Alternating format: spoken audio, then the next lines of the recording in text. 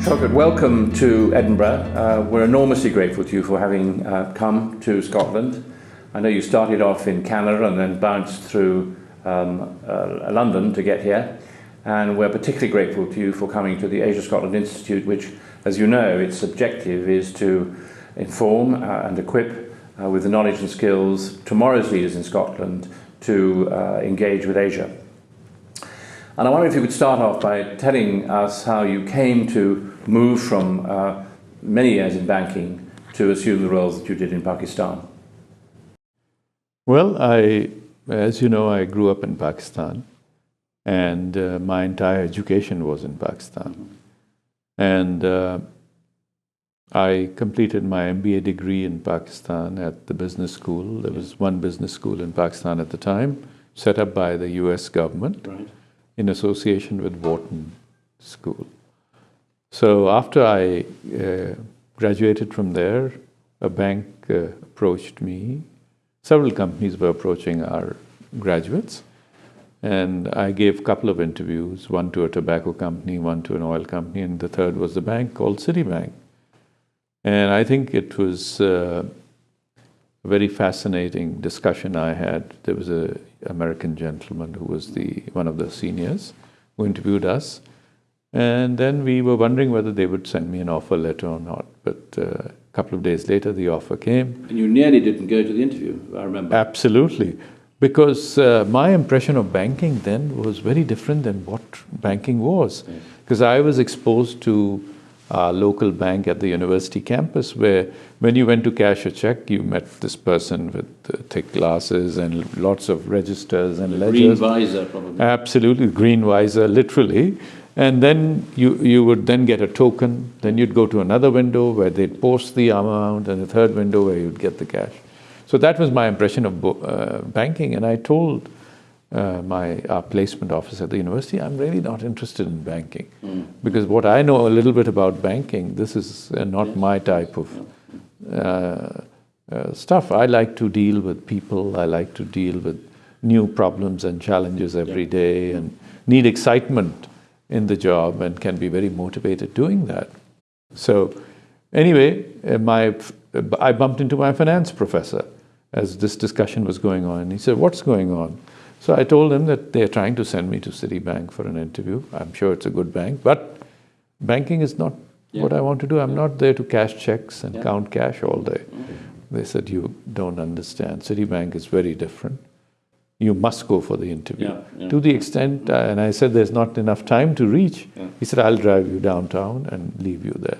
Long story short, I went there. I was very impressed with the people I met, and they offered me a job. And that was in the summer. When the summer job finished, they said, when you graduate, we'd like to talk to you again, and we think we may have a place for you. And I joined them in Karachi, Pakistan, the Citibank's branch, and we never looked back. If we fast forward now several years, 10 countries later, you're now on, I think, the 15th floor, 399 Park Avenue. Yes. I know the building well.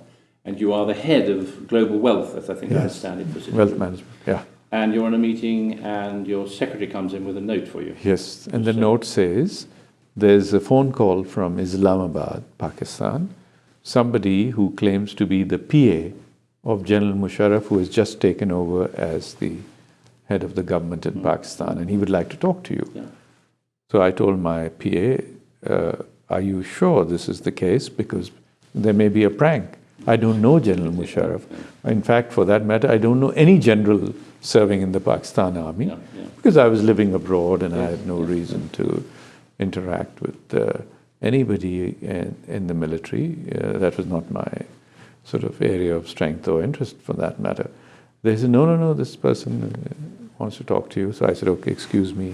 I went out, and then his PA spoke to me and said, just hold on, the general would like to talk to you. That's how our discussion started. And the general said, I've taken over. I said, yes, sir, I've read the press and seen you on TV. And the economy is in dire straits. I said, I know that too. You have many challenges, and I wish you well. He said, yeah, that's why I called you. I'm setting up or forming my cabinet, and we've done some initial due diligence, and we feel somebody like you could be a candidate. It doesn't mean we'll offer you anything. It doesn't mean that you are interested. But I think if you can come and spend some time with me, me and my colleagues would like to talk to you. So I thought he's the new head of the country, and he wants help, and he wants to do the right thing. So the least I could do is go and talk to him. And I can give him some ideas. And the thought that I would accept the position did not really cross my mind at that stage. And I went, and I met him and his colleagues. And long story short, we had a good discussion. I explained to him how I think the economy in other countries work and how Pakistan could learn from that, and that the situation is very serious. We cannot afford to get into a situation where we run out of foreign exchange. To pay our bills, oil has to be imported, food has to be imported, and we have exports too and other income too, but we can't be in a cash bind as a sovereign country because it creates other challenges. So he said, okay, I have other candidates too, and I really enjoyed meeting you. We'll get back to you. I went back to New York and started my business as usual, as they say. And then one day the phone rang again, and it wasn't him, but his number 2 General Aziz. And he said, Mr. Aziz, we have made a decision about who will come in the cabinet, and we would like you to be the Minister of Finance of the country, because the economy needs to be revived. You have market experience, you have global experience, and we think you can make a difference. Can you start next week? I said, no, it's not that easy. I've been in this company for 30 years. I'm very honored. Let me talk to my wife first, and then my bosses, and I will come back to you. So I spoke to then Sandy Weil and John Reed. Now, Citibank had just gone in for a merger with Travelers Group. So we had 2 CEOs. And I walked to their office. They were next to each other sitting. So I got them into one room and I explained what had happened. They were already aware that Pakistan, there was a change, etc., but not that I would be involved. So I told them this is happening, and they were very supportive. They said, have you spoken to him? I said, yes, General Musharraf spoke to me, and he wants me to come and sort of discuss what can be done for the economy. And we didn't see any real problem with that, so they encouraged me to go, and I went. And we had a great meeting, and at the end of the day, he said, look, I'm talking to a lot of candidates. What you have suggested is really good out-of-the-box thinking on how to fix the problem, but I am seeing a few others. And once we decide, I will call you, and would you be interested? I said, look, if you think I can make a difference for my country and I get green light from my employers too, then I can be part. And fast forward in history, you became finance minister, you later on became the prime minister. Yes. Would you describe yourself as an optimist, in the sense that do you believe that the work that you did in Pakistan left it a better place? When I left Pakistan, first of all, on the economy was in much better shape. Growth was 6 to 8%, and reserves had piled up. And you mean what when you arrived? It was 3, 4, And so that's a big change, when you have such growth. Secondly, this is real growth I'm talking about. Then our whole debt situation was out of whack. So we did a lot of restructuring of the debt, which took some time, but we got great results and pushed the debt out. And we did a very historic deal with the Paris Club, which then became known as debt rescheduling on Pakistan terms. That became the industry sort of buzzword, where we push the debt out a lot, because a lot of these institutions don't write off debt, the World Bank, etc. But you can get the same impact by cutting the interest rate down to nothing and pushing out the payments to as long as you can, with the result in present value terms, the debt goes down. So that was a game changer for our, just as we were starting. Then we privatized a lot of state assets, because when the government comes into running commercial activity, while they mean well, this is not in their DNA. So private sector people, professional people had to be brought in, boards had to be changed so that they could be supervised and not controlled, but really overseen by professionals. We did that, and that was a game changer. Suddenly confidence returned, then investment started flowing in. and we reached record levels of foreign investment. In Pakistani terms, I mean, we used to have hardly anything. Then domestic private sector got excited. Yeah. They expanded, Yeah. and GDP grew. Yeah. With the result that Pakistan, with the debt being pushed out, with the investment coming in, there was job creation, there was increase in economic activity, and you were beginning to see a material change in the quality of the life of the people. Yeah. Yeah. That was, to me, the ultimate. Yes. You can have statistics till you till the cows come home, Yeah. but unless you see the life of the people changing in a materially positive way, you can't be satisfied. So we got that. That doesn't mean we didn't have challenges. That doesn't mean we didn't have issues. That doesn't mean we didn't have pushback. There were, of course, vested interests who were benefiting from certain policies which were not market-driven. So, but once the philosophy got through that we are market-driven, we will do what is in national interest, and we want everybody to have a level playing field. And then if they are good, they will succeed. If not, they'll do something else. In conclusion, because we have to go down soon to the main meeting, are you confident in the future of Pakistan? I am very optimistic on Pakistan in the medium to long term. Yeah.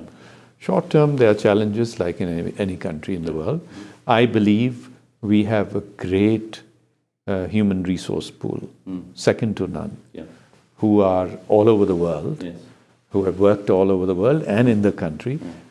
So that's a big plus. The human capital of Pakistan is this biggest asset. Secondly, the country has enough resources, domestic and otherwise, and some good friends like the United States, Europe, China, Russia now, also increased. And Japan is an investor too, and the Middle East. So we have friends, but the friends will come in when we learn to help ourselves too. Indeed. People will help you when you help yourselves. So with that in mind, we can create an ambience which would include a very transparent system, good investment policies, good returns, because if obviously it depends on the private sector to make money, but we will be the enablers. The job of any government is to create an enabling environment for growth. That means good governance, good reforms, clear laws, rule of law, and giving people a level playing field. We achieve that to a large extent. Nothing is perfect. You know, in this world today, things are moving as we speak.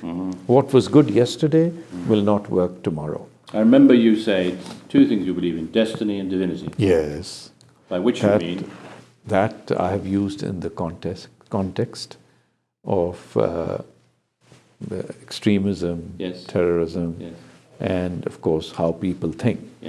So the root causes of terrorism and extremism, as I see them, are deprivation.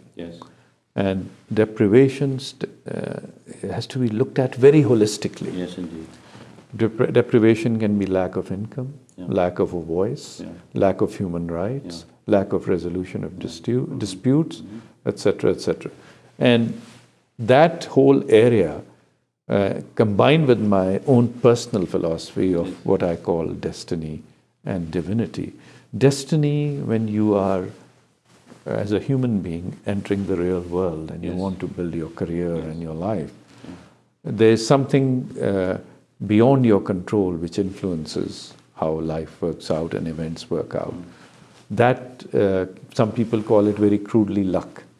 But destiny is more holistic than luck. So it's an environment which exists, which you can tap to your benefit. And the other is divinity. Divinity is the supreme power. At least I believe in God. I believe in the forces which are at work, which influence events, and which are beyond the human control. So destiny and divinity are, in my view, have to be understood. So you get peace of mind, you work hard, and eventually destiny and divinity together will give you a level playing field and a fair environment to grow. Everybody works hard. Why do some people succeed more and some don't? So that's destiny. Some have more opportunities, some get less. Divinity, God is everywhere, the external powers are everywhere, irrespective of what faith you follow. The divine intervention has an impact on what happens in the world. As such, it affects us. So that's why I mention it. Well, Prime Minister, I'm enormously grateful to you for coming. We're now going to move into the plenary session where I know you'll be asked a lot of questions. But grateful to you for being here, grateful to you for your robustness in dealing with questions. And as I say, it's a great pleasure to have you here with us in Scotland. Thank you. My pleasure.